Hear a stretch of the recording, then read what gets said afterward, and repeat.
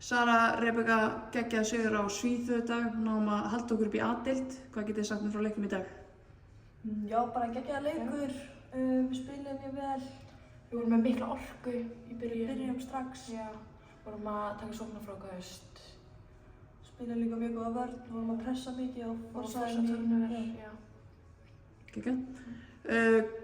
Á morgun fáum við Þýskaland. Hvernig líst ykkur á það?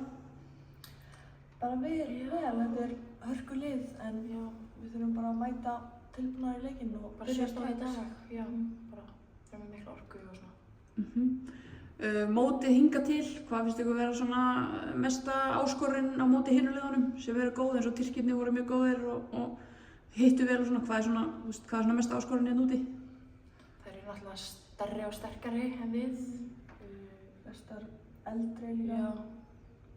Sem, mikill getumunur líka, bara í þessari deild. Geggjað.